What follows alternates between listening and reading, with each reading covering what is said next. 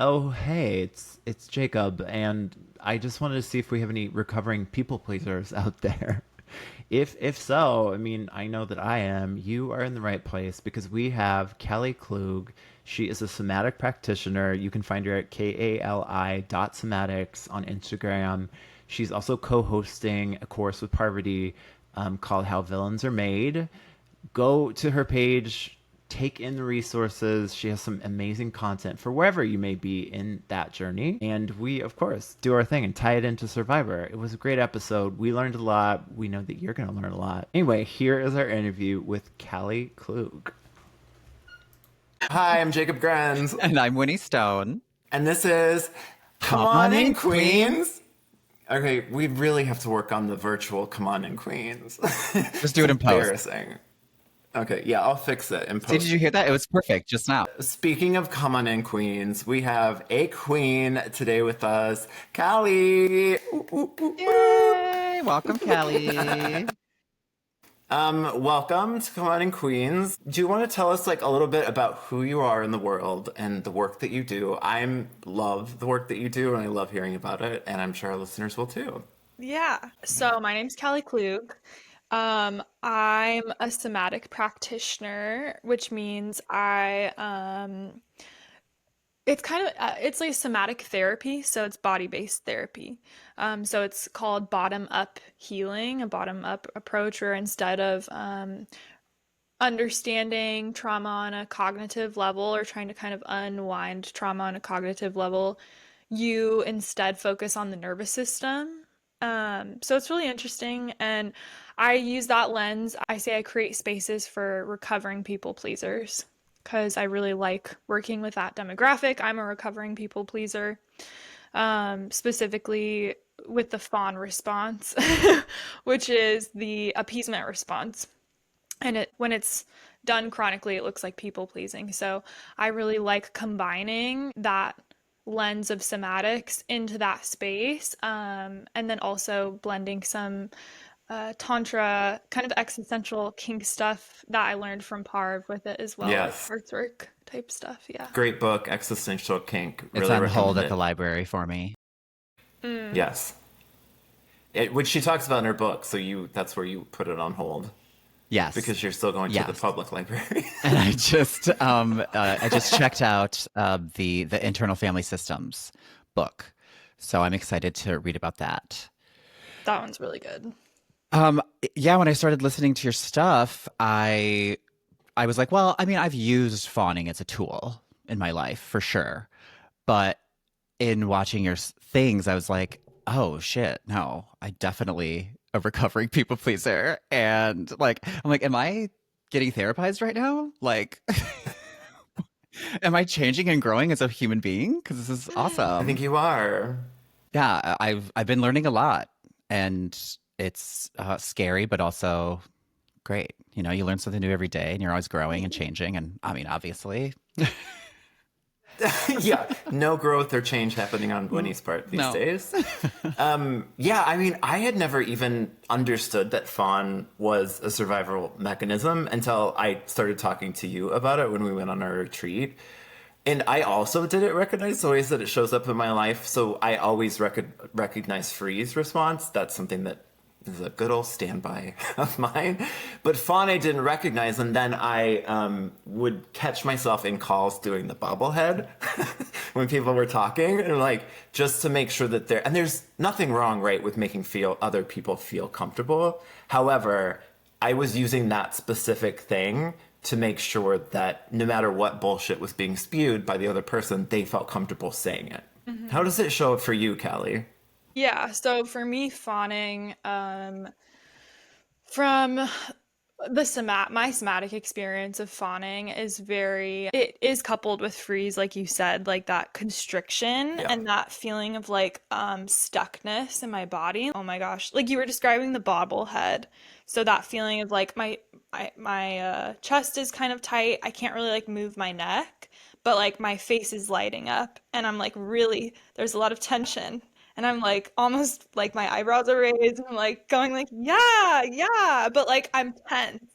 So for me, it's always Hmm. this coupling of like um my body feels constricted or there's tension, but then there's an incongruence between what I'm performing and what I'm actually feeling. So that's how I feel fawning. And fawning is so, oh God, I see the mailman coming up and I'm like, I know what's about to come. The dogs are gonna go crazy. Um, Wait, do you have like ongoing conversations with the mailman? no, it's my dog is gonna go crazy. Oh, And I'm yes. like, can I just have, got the cat Can we going, have the a dog. moment of Just one peace? moment. Yes. One moment of peace. So that's how I notice it. And because fawning is so reflexive and it's so unconscious and it's so developed in certain people's bodies, like for me, it's like a muscle that I've been honing, and toning for my entire life. So it happens without conscious control. And so I fawn all the time still because it's so reflexive. It's like, especially when I'm under stress, your body seeks safety through fawning. And so if I'm feeling unsafe, my body still fawns. And I think that's one thing with fawning is it's not like we want it to go away because it's there, but it's just understanding it better and having curiosity about it. Yeah, that's all Yeah. we can do is be aware of something that's happening and, say maybe next time I'll handle it a little bit differently. It's taken me this long in life to um you've heard like the body keeps the score and stuff like that, and people that do yoga are generally more relaxed and chill. But I just am like, well, I don't have sore muscles because I don't work out, so like it's fine. And I'm just now finally like, oh right, your body. Like we went somewhere recently, and a couple years ago, something bad happened there. And we've tried to go back every year, and it just has never sat right with me, even though everything's fine. Nothing is anywhere near close to how it was then. But my body just says this place is bad, and then it just tense up, and I just have no fun, and it's awful. And I was like, shit, there's something to this. Yeah, the body's so intelligent. I'm like writing a book right now and I'm writing the chapter on using your body's sensations as information and for making decisions and what you're saying of like the incongruence between well, everything is safe and like, well, my body is freaking out or my body is experiencing tension. It's like even then in those moments where everything's relatively safe, I think there's still information there of like well, why am I feeling this way? Is there like a part of me that needs attention or, yeah. Yeah. I loved what you said about it's always a journey, right? Like, and there's never any judgment ever. From you, I know I've never felt. And for me, if I'm talking about it, I never make sure that I'm passing on judgment because this is a lifelong journey for most of us. I've talked about my escaping the cult, like for the first 23 years of my life. It was all about the lack of autonomy, the lack of agency, just fawning, making sure that I was protected, following the rules. Ultimate people pleaser, right? But then as I, grew, as I did EMDR therapy, which was absolutely life changing for me, entered into coaching, and that's where I met you. Like there has been an awareness that's happened to where I can understand when something is happening, and it's like, oh, I can take new actions. Like you have a party starting at 9 p.m. I won't be there. Like, you know what I mean? And it's those little things, like you said, because it's a journey and it's a lifelong and it's a practice like anything else. And you said like a muscle, right? Mm-hmm. And I love you're writing a book. This thrills me. Yeah, that's very exciting. Yeah. Yeah, during this transition, and I'm at a point now where like the hormones are doing their thing, and I really am changing. Like my emotions are different, my body feels different. And so I have all this stimuli coming in, but to have the body, just the physical portion, and be able to use that to help explain all the other stuff that's coming in, um, is proving to be very helpful already. Like navigating, how does this person make me feel? I think it was in one of your episodes together. I think Parvati was talking about I'll go on a date And if I feel exhausted after, I know I don't want to see that person again. If I feel lighter, feel normal, like that's probably it went well, and we can, think about that. And that's really, it's just a good tool to hone because I don't have time to waste. you know, Mm-hmm. time is ticking. Mm-hmm. When you say that, it's like you're on your near your deathbed. I have no time to waste. There's no time. But I get it. Like I as well feel like it's an age thing as well. I think that there's something about age that also says I don't give as much of a fuck about what you think, and that definitely comes with practice. Um, Tell us about a little bit since you mentioned the video with Parvati. Tell us about the course you're doing, how villains are made. Like, tell us the rubric and what it's meant for. Unfortunately, this is going to be air after it starts, but for the next time you do it, Yeah. So, we co-host a course called How Villains Are Made. So it's a 6 week, it's pretty intense. It's like a 6 week weekly course where we meet and it's really heavily based, the curriculum, on Parv's life because she just has such a crazy life experience of a lot of my work is kind of connected to that existential kink of when you start to recover from people pleasing and you're so used to securing your sense of safety through relationships, through fawning, and you start to do it less, or you start to have boundaries, it can really feel like you're the bad guy, especially if you've grown up, like Jacob, you mentioned, in like this culty context. And like I grew up in a interesting religious context as well, where it's like very moralized to be um, porous and like let everyone in, and like being a good person is coupled with not having any boundaries. And so when you start to have more boundaries and you start to say no and let people down or disappoint people, it's like, oh my God, am I the villain?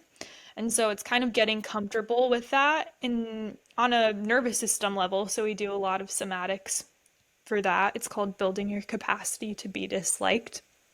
And then we kind of just do a lot of play because the brain really likes play.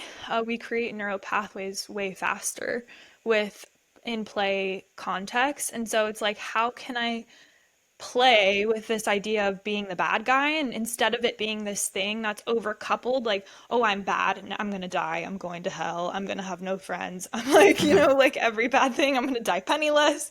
It's like, how could, like, what if being the bad guy was kind of sexy or like kind of fun? And how can I play with that and make it something enjoyable instead of something that's like feels like terror? Can you give us an example of like the play?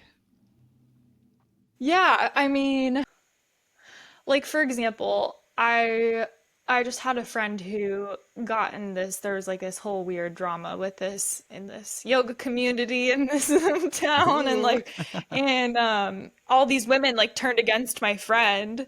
And it's kind of like, instead of shutting down and like these people are coming at you saying like you're bad, you pissed me off because you're doing something I don't like, because we think boundaries, and like I feel like boundaries nowadays people think is like me controlling you, when it's really like that's not what it is. People are like, I'm having boundaries, like you do what I yeah, say. It's like I'm that's not it how it having becomes a works. boundaries. buzzword, right?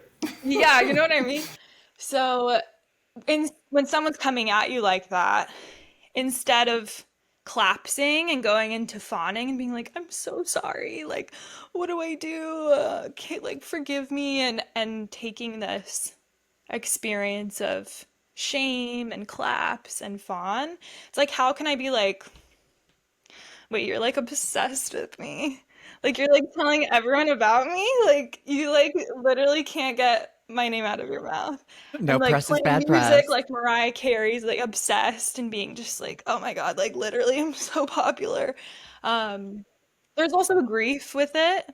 So it's like a two-part practice of like the parts of you that are really tender and hurt, like caring for those. And then how can I connect with the parts of me that don't really give a fuck?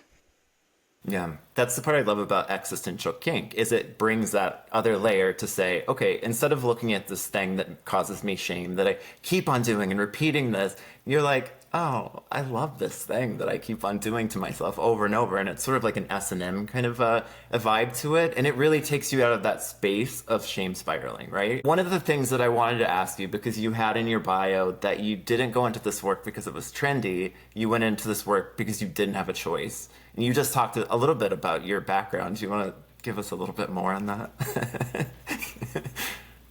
Yeah, so I mean, actually before we move forward, can I, Winnie, I feel like I saw you like making some connections or something when I was talking, or I don't know, you looked like you had something to say, and I'm just You're going to get curious. some spot coaching. I don't know what were we saying. Like when Um, I was talking about like letting people be obsessed with you instead of, Hmm. yeah, the grief, the grieving and the nurturing of, because like a part of me likes that little fawn that is just innocent and just wants people to like them and really doesn't have a bad bone, you know? Um, but you kind of do have to be like, love you, girl. Gonna sit you over here so that I can be a badass bitch. Um, and I really like that because when I think of embracing your inner villain and stuff, my brain tells me just be a bitch and don't care. But there's like so much more to it. Um, and that's great and exciting. Because I think I would just leave it that little girl in the dust, you know, just like bye fawn, but really like she's not going anywhere. I like how you put that. Okay, to answer your question, Jacob. So, oh God. If you want, So, and if you want to, you yeah, don't have yeah. to if you don't want to, No, I right? can. I can. It's just, Okay. so it's just like a shit show, you know? It was like, I mean, so yeah, Same girl. what's that? I said same girl. Yeah, I mean, yeah, Been you there. know, so it's like sometimes, you know, I started therapy in 2020 and I started really identifying, or 2019, 2020, and I really started to identify this pattern of fawning and people pleasing. That was something that kept coming up. And I learned what fawning was, which that alone was a huge pivotal that put my whole life into context. Just learning what fawning was. I was like, oh, everything makes sense. I'm not broken. There's not something wrong with me. It's just my body's I don't know if way we've of said, finding can safety. you just briefly explain fawning? Yeah. So fawning is the fourth trauma response or the fourth stress response. So we have fight, which is where your body goes towards the threat to fight it. Flight, which is when you leave. Freeze, which is what Jacob described at the beginning, which is where your body's basically like the safest thing for you to do right now is to not exist and not feel. So there's dissociation, there's numbing, there's constriction. And then fawning is the appeasement response. So it's when you're going towards something that you find threatening, but instead of fighting it, you appease it and you're trying to show it like, hey, I'm good, we're good. Um, so it looks like connection, but it's always coupled with stress internally. Yeah. Thank you. That's a great explanation. Yeah, that was a good one. Sometimes it's not that great. You are on point today. Eloquent speaking.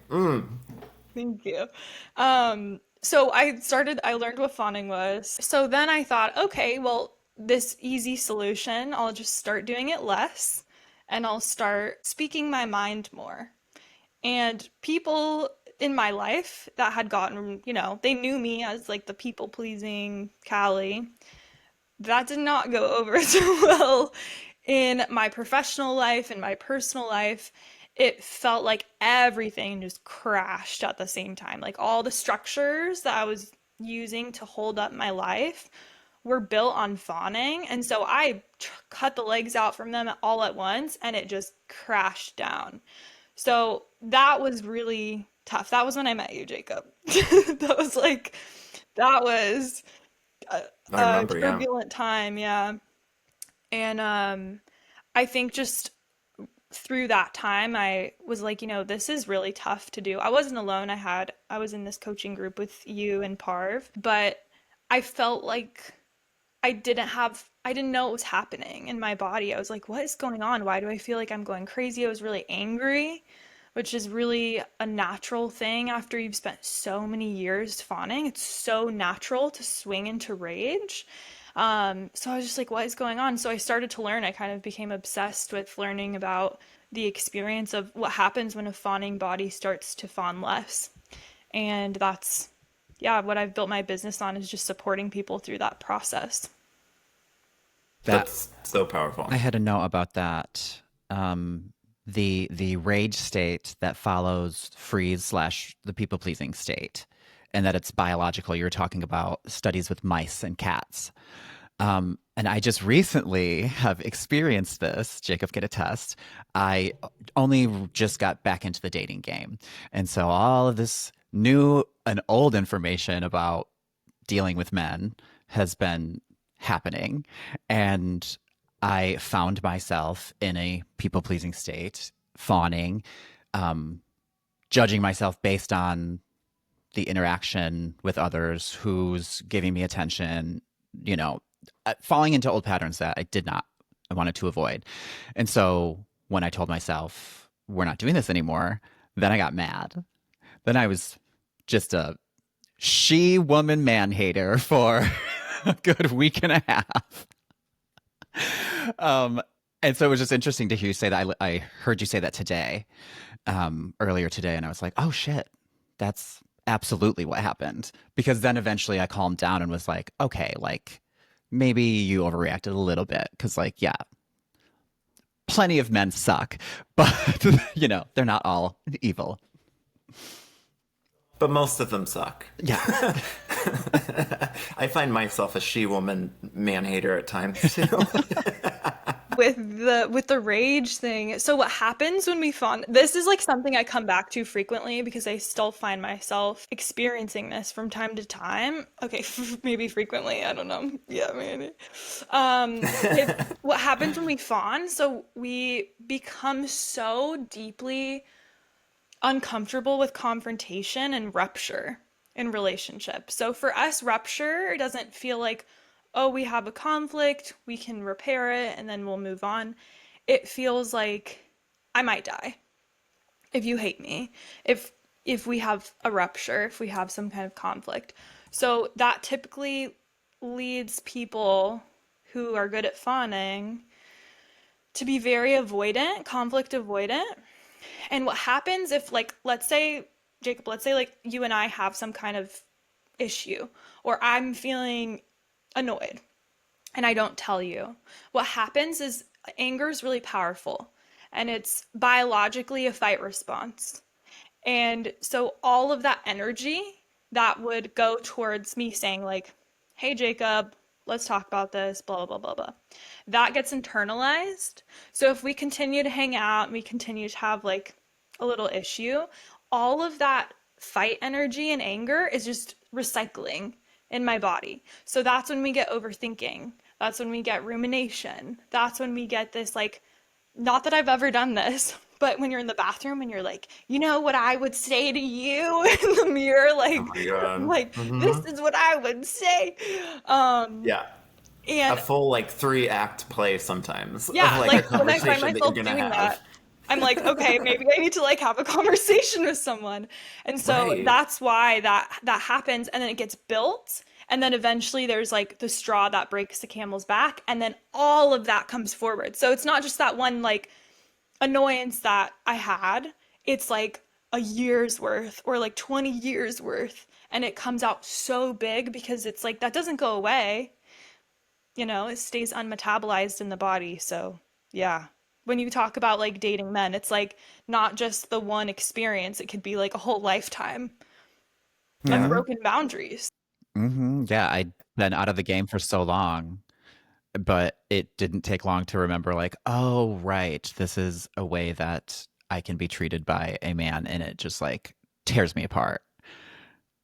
And it's wild to think that your body doesn't, you said your body doesn't know the difference between this type of reaction and dying, because it can feel that intense. So your dating feels like dying to you right now, Winnie. A little I mean, part a of you little is dying bit, every single day. a little bit. Well, like you mentioned, Jacob, on Daisy, like have I'm just babysitting right now because Daisy's trying to eat the cat food. And I'm like, my We love a temperature's going mess. up. We love it.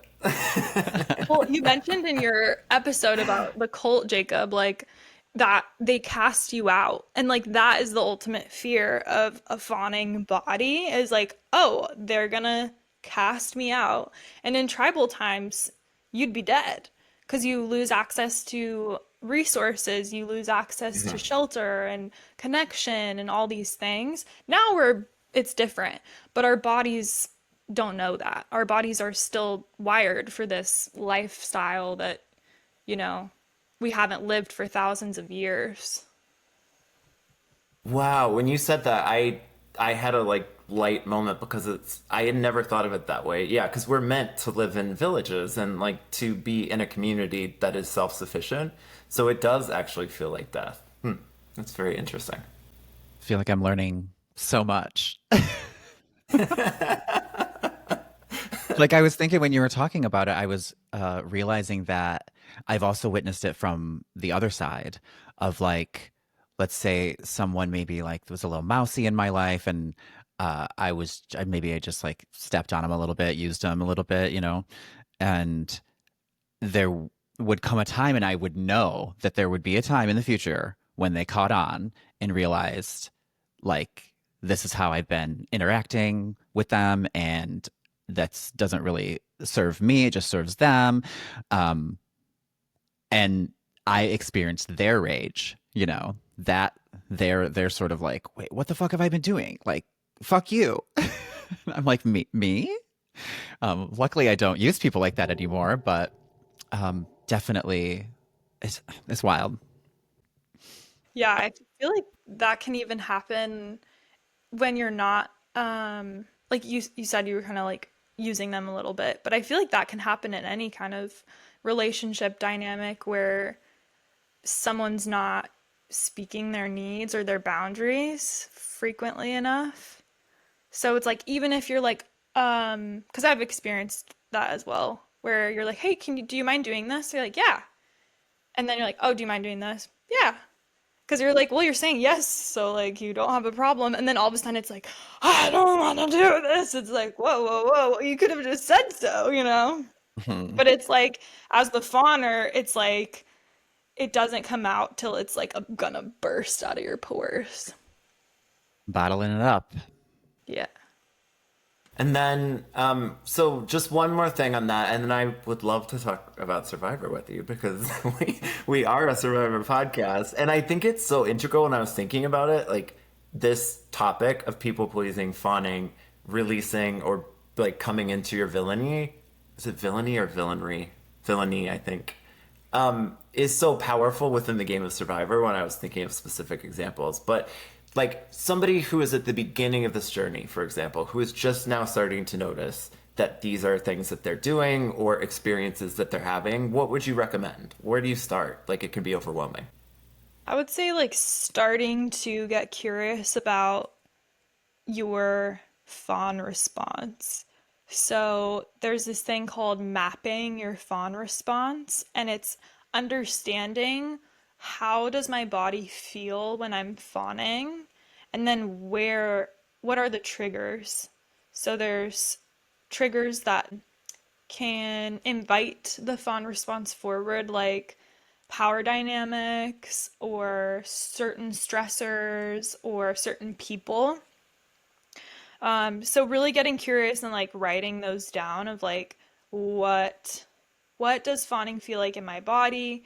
What is good about it? Like how do I benefit from it? And then how do I not benefit from it? Um, and then I think the awareness bit is huge, just starting to get curious about are there times where I can fawn a little less. So when I'm doing it in the moment or even after where I'm maybe driving home from a lunch and my face is kind of sore, my jaw hurts, my neck is stiff, saying, oh, okay, these are markers of me fawning. So just getting curious about the information that your body's giving you. Yeah. That's great advice. In the recent episode you dropped with Parv, uh, you were talking about how she can't charm someone that disgusts her anymore. And I feel like that's like an evolution. Um, and you said that, and she goes, "I know, Russell." You're just like glazed over it, but I love that she was just I like, know, I was like, "Oh oh my yeah, God. disgusting, disgusting." But that is so true, and that is something to strive for. I think to be like, you know what, you make this is gross, and I'm definitely not. I could fawn for you to get what I want, but it's not even worth that because it's so gross. I just want to get away from this situation. Yeah, and I think that's a big part of it is just by introducing the body, the the relating to the body in a more curious way, you get so much information. So that experience of disgust, like if you're talking to someone and sometimes in the moment, because like I said, fawn is usually very coupled with freeze. So we might not have access to our feelings and our experience in the moment, but afterwards you might go, ew, like I feel like I need to spit something out right now. I feel gross. And that's information. So, okay, maybe I spend less time with this person. Maybe I don't talk to this person. Maybe if I'm trying to win Survivor, I still do. I don't know, you know? It's situational, but Right, it's in such an environment when you sometimes can't get away from that which makes Survivor so unique. What yeah. did Courtney call Russell? A bandy little troll? A You little troll. troll.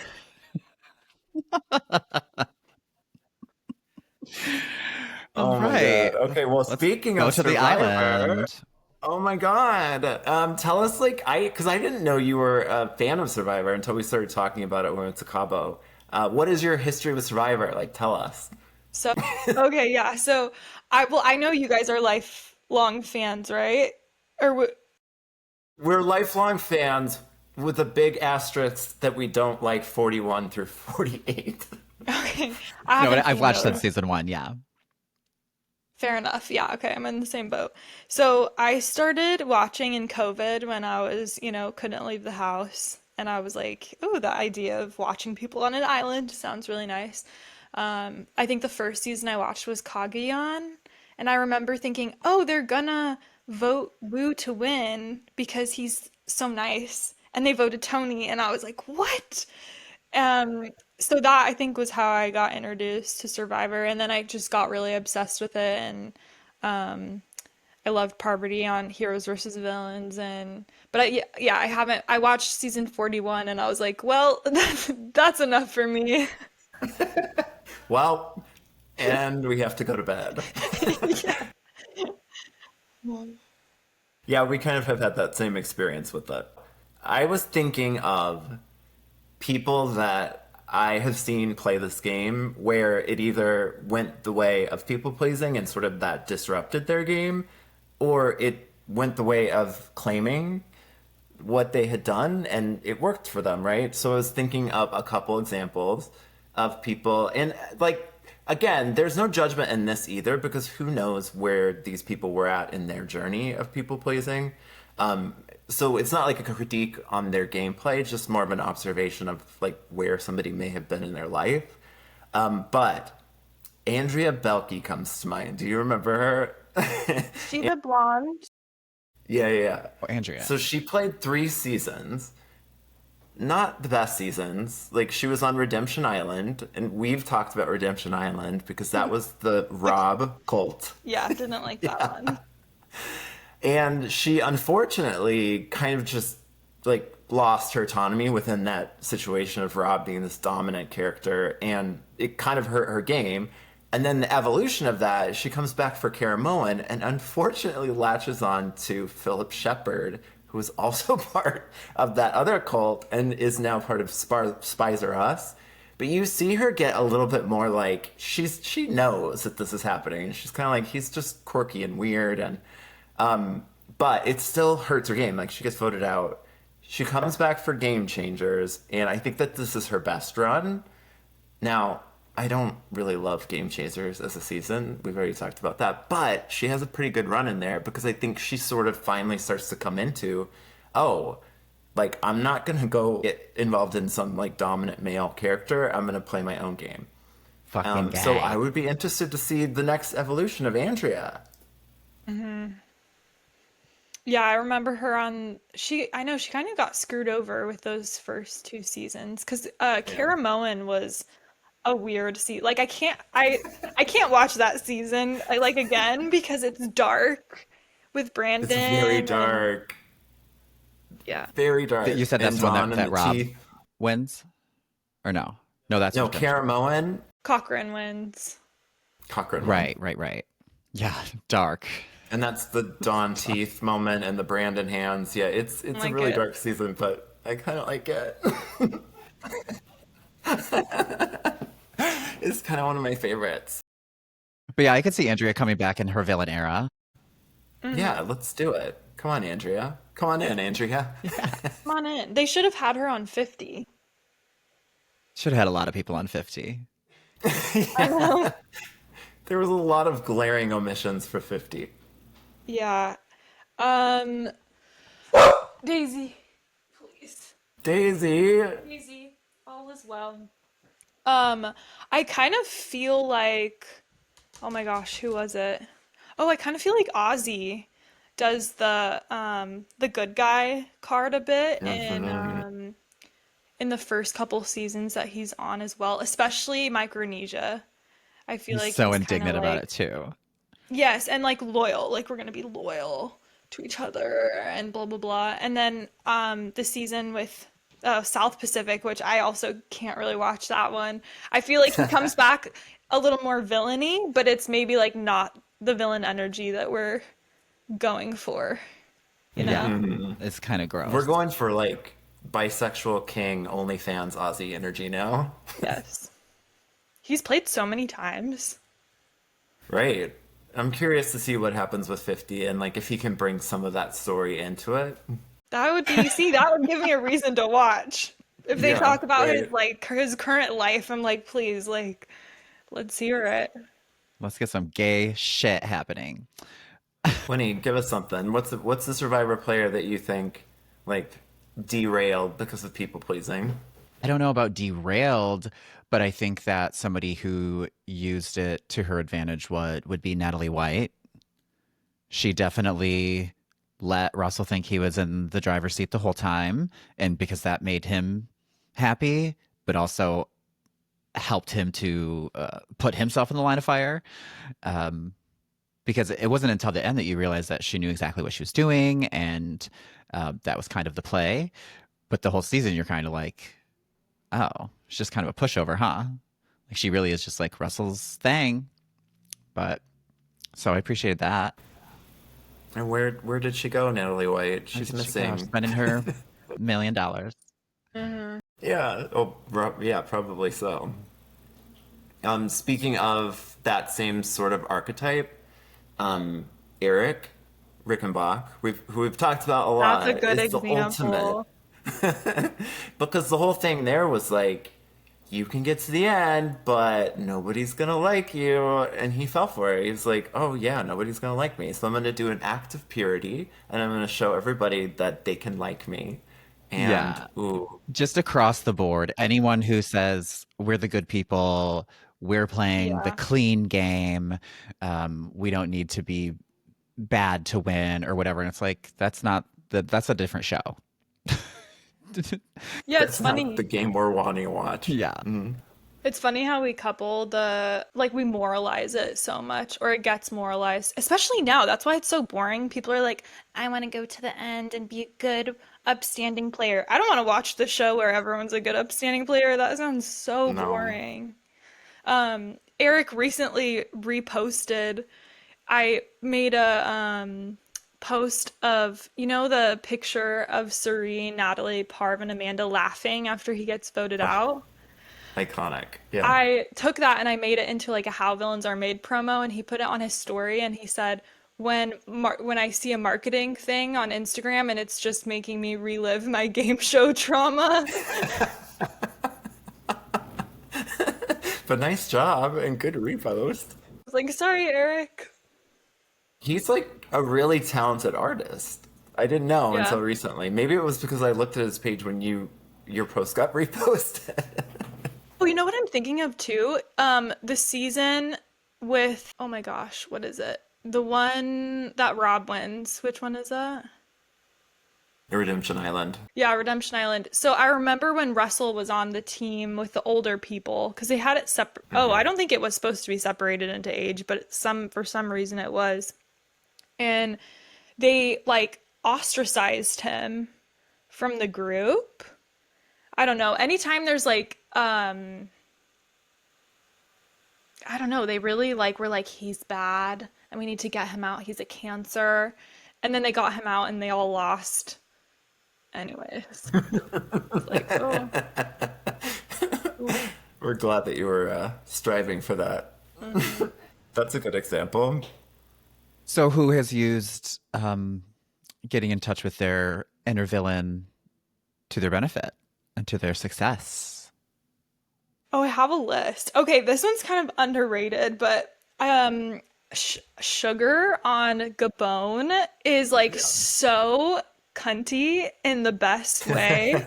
Because I mean, not everyone hates her, but Corinne, and there's definitely she has enemies That's a on pretty the gross tribe. season too, in terms of the way they talk about each other. It's what?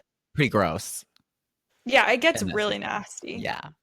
But she's like at the sh she got exiled so many times and she would get sent to that little shack and she was just like I'm just eating my food and like in my hammock and she's like this is the sugar shack and like people are like thinking they're like plotting against her and really she's like at this little oasis and I was like I loved that.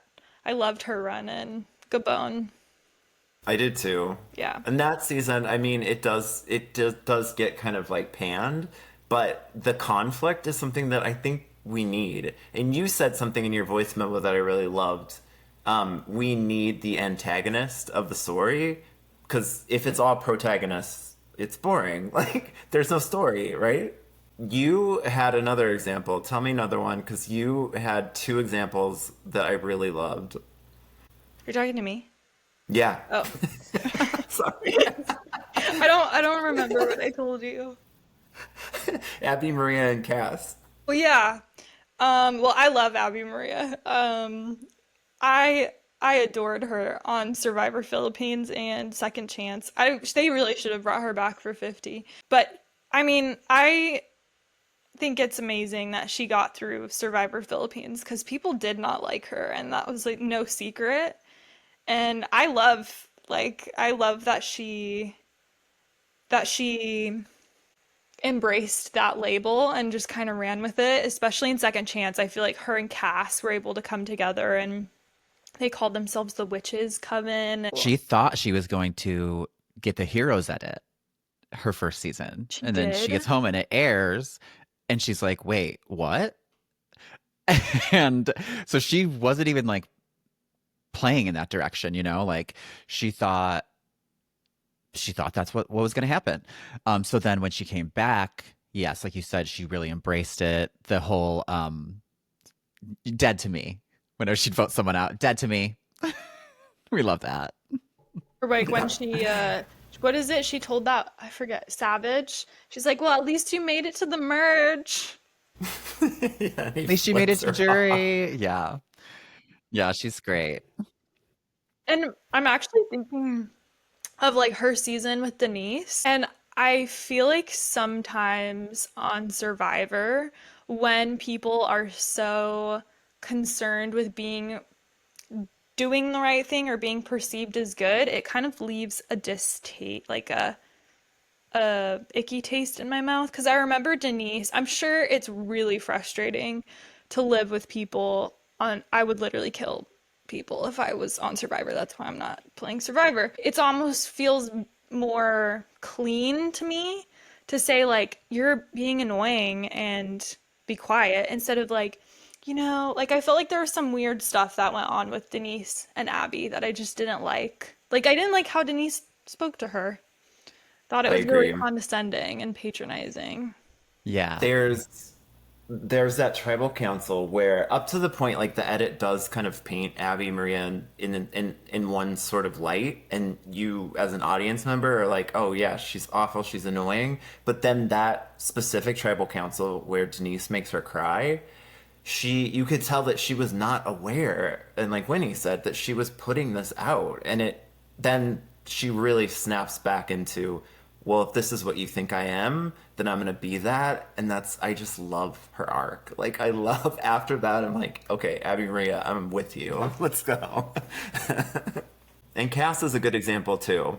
I think that Cass is somebody who was able to, on a season that's so funny that Calgian is their first season you watched, because I also think that with Tony, generally that type of persona who's such an overt threat and is all over the place doesn't win, because people are mad when he gets to the end and people are like, you didn't do anything to make us like you, but he still won. So I think sometimes that's an outlier. But Cass, like, I do think she also embraced it and just really didn't care. And those are the types of people that I want to see more of. Just embrace it. She almost did the opposite of Abby Maria because she came on being Chaos Cass, like wanting to be a villain. And then the next time she was like making friendship bracelets and shit. Was she? Yeah. Yes. Because she was I like, I forgot need to that. dispel like what everyone already thinks is how I'm going to play the game. So I have to sort of flip it. Um, it's interesting. I also think the context of Survivor is such an interesting anthropological experiment because it's this environment that is so, it fosters fawning because you don't want to piss off your tribe members. Like you want them to vote for you at the end. You want them to not vote against you during the game, but you're all playing against each other, and so it's a social game. And so it's really like for people to be villains on Survivor, I think it is takes a certain amount of bravery, and maybe that's why we're seeing less of them too. I don't know. I think you're onto something, because I feel like it's so connected to socials now and connected to this online Survivor community where they may not want to look like a villain and get that backlash from like the Survivor community, and perhaps then they don't play as like boldly as they would. Yeah. Social media's ruined everything. Not Callie is social media. Your social media, like you have this beautifully dark aesthetic that I love so Yes, the much. snakes. We're a little Thank you. snake Yeah, ring. and then you mix in Taylor Swift, and it's like, oh, you had me. Yep, get my Delicious. heart. Callie, can you tell us about how women tend to be more painted as the villain than men when they're doing the same exact thing? Yeah. The patriarchal society that we live in really rewards fawning in women. Um, there's power dynamics, so that's a trigger for fawning. But also, I think if you think of the traditional image of what a good woman is, it's someone who's kind of subservient and quiet and loves babies and loves animals and is nice to everyone and forgives, right? Like the princesses in Disney movies, like they get screwed over. It's like, I forgive you, stepmother. It's like, no, bash her face in. Right. But so I think fawning gets really rewarded culturally for women. And so I think when someone fawns less, or I think we see this really well for Parv, both in her personal life and her life on TV, when she doesn't cower and when she doesn't fawn and try to get people to like her and just bend at everything. Or like with Rob on Survivor Australia. Did you guys watch Oh Survivor yeah. Oh Australia? my God, yes. He It was so was good. he was trying to get her to beg for her life in the game and she wouldn't He do it. had no idea who he And was messing with. I feel like that is just such a departure from what's expected as a good woman. And so when there is a woman who has boundaries and says no and doesn't beg for her life in the game or in real life, um, it's like it's a bit shocking to people culturally.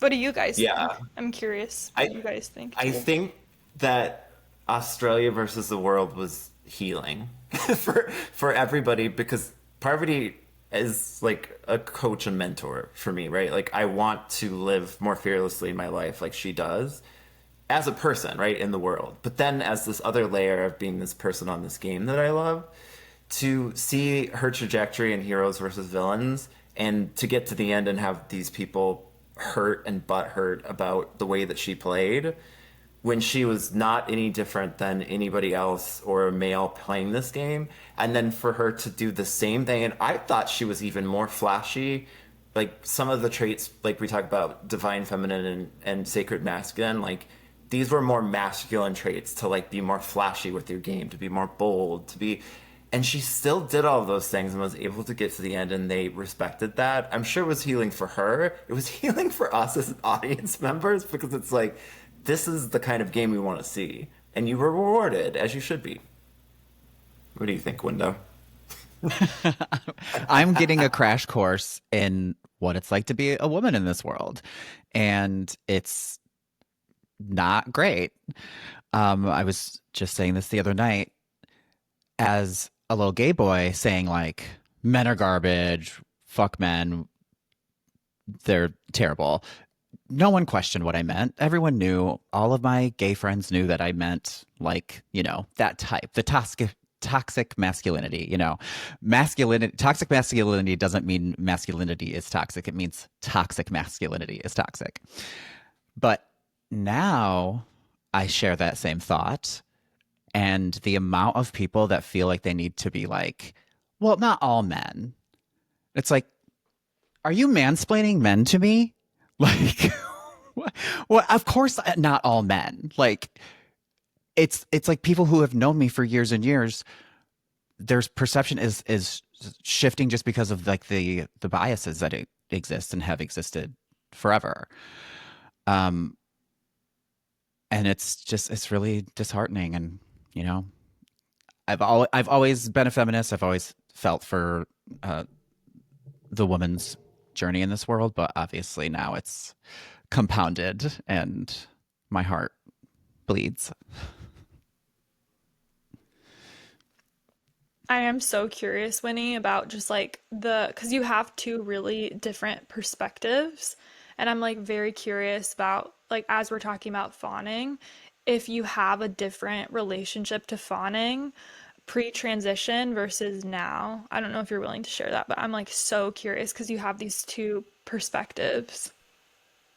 I heard it said before, and I'm just experiencing it lately that uh, as a male, you experience a lot of emotions and just like life in sort of black and white. There's more like this is good, this is bad, and a woman's perception and experience is much more varied and colorful.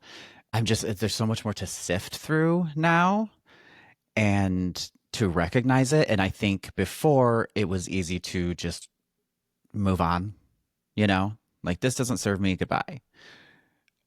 But no, it's just so much harder now because it's like you're noticing those residual emotions. It is staying in your body.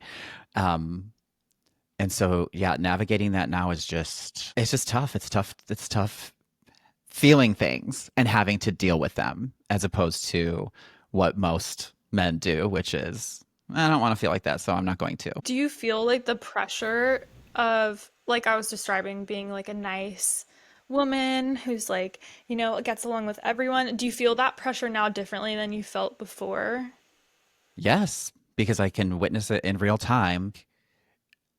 If I'm playing it this way, I'm pretty put myself out there. I don't really censor myself or anything. And the feedback I get is totally different from when I do make myself a little smaller, maybe don't impress my opinion so much, and it is praised. It is certainly much more palatable for people to take that. And I feel like that's why there's like some sort of like offense that comes with the mansplaining but not all men are terrible. It's like, I know. Like, but you think that I don't because I'm a girl and I couldn't possibly like I'm just being dramatic or whatever. Um yeah, it's very interesting. And I would love these tools moving forward uh, to help navigate all this. So, could you give us a little flavor, a little tasting of your course, and maybe just give a little, just a mini spiel about what you can do in your everyday life to use that villainy to your benefit and to your your mental health? Yeah, thank you for sharing too, because I'm like, so it's so just like cool that you have multiple perspectives in regards to the context of fawning. I'm like, I wonder if it's different because there's two different sides of a power dynamic. Like, how is it different? Well, okay, so well, for the course, it starts October 1st. So I think Jacob, you mentioned once the episode's out, we'll be in it. I guess if you're listening and you hear this and you're like, oh, I really want to join, just send me an email. Yeah. Anyways, and we can figure something out. But so the course is really focused on giving you an understanding of what fawning is. So there's mapping the fawn response in your body. We updated the curriculum to reflect Parv's time on Survivor Australia and then also her book. And we are going to cover how to use your sensations and your body's experience to make informed decisions so that we find more of a congruence between, like, oh, I'm feeling this and this is what I'm saying. Because in fawning, it's the opposite, it's a lack of congruence. So, how can we find more congruence? How can we get more curious about our bodies?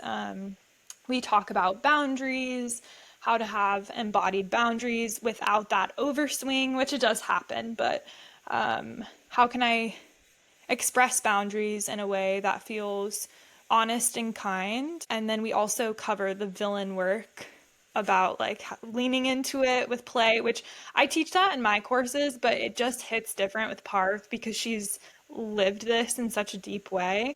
And then we cover grief. There's this whole thing that Parv said. I think it's a saying, but it's if you meet the Buddha on the road, kill it. And it's basically everything that all your hopes and dreams and self validation that you externalize into something like, oh, once I get this, I'll be full and complete. Kill that. And so it's like killing the dream. So, especially for recovering people pleasers, it's like, once they like me enough, like once they know me enough, once I'm understood enough, they'll like me or whatever. And so how can we kind of meet that and grieve it too? So it's a really, really complete course. And for someone who is listening and just wants to get started, like the body awareness exercise I mentioned, if there's nothing else that you get from this, just getting really aware of your body, because your body is constantly giving you information about how it feels about your environment and the people in your life. And with fawning, we divorce from that information and we're like, we don't take it into account, we're not aware of it, we don't think it's valuable. Oh, I'm just triggered, I'm overreacting. It's like, well, there's something there. So yeah, that's what So I would say. it's less about being villainous and more about by putting these things that you may be being perceived as a villain. And so it's navigating that. It's not being a villain. It's saying by doing these things that are good for me and will serve me in the best way is probably going to be read as villainous. Something that I love that Parvati says is that, or maybe it's you, it's that says you're already the villain in somebody's story. Have already done that. So embrace it because somebody already thinks that you are. And so, yeah, that perception is that you are. And then you can just move forward with it. I have RBF, and a lot of people, once we get to know each other, like, I was so scared to talk to you. I thought you were going to be a huge bitch. And I'm just like, yeah, that's something that I've had to just sort of get used to because it's like, I don't mean to be like standoffish or anything, but I guess that's just a perception sometimes that people have. So, you know, you can cry about it or Do it up, I guess. Or you can be like the hot, mysterious, bitchy girl in the corner, like, oh, who's she? And sometimes that's a protection, right? To come off as cold. I've gotten that too. Like, you come off as cold. That keeps a lot of people away that you may not want up in your space. Yay! Do you have anything else that you're burning to talk about? No, I think I feel complete. Where can people find you if they want to see any of your content, this gorgeous content, or like connect with you? So you can find me on TikTok and Instagram at Kallie Somatic. So it's Kali period somatics. Somatics. I don't like spelling aloud. It's too stressful. You did it. And then my email is support@kalliesomatics.com. So if you're listening to this and you really want to join the course, just send me an email and we'll figure something out. Sure, there will be more to come as well. You guys work really well together. I also have a podcast and YouTube channel with like a ton of free resources. So when you were asking like, oh, like where does someone start with this? I have so much free stuff on there. So that's a good place to begin. Yep, It's so all nice good chatting stuff. with you guys. So nice chatting with Yeah. you. Thank you so much for like taking the time. Well, yeah, my pleasure. I was so happy when you asked me. I was like, my dream come true. Yeah, we were saying how we weren't nervous at all. You're such a calming presence, and yeah, we really enjoyed this. And we're all a little better because of it. I also want to thank you guys for sharing your stories because I'm a huge fan of the podcast, but like actually I get so excited when a new episode drops. But I really appreciate both of you guys sharing your perspectives because I think you both have really interesting life stories and it's just really beautiful to hear you guys share about it. That feels real Yeah. and not fawning. And we feel the same way about you. Yeah, we'll have you back for sure. Let's be Yes, friends. please.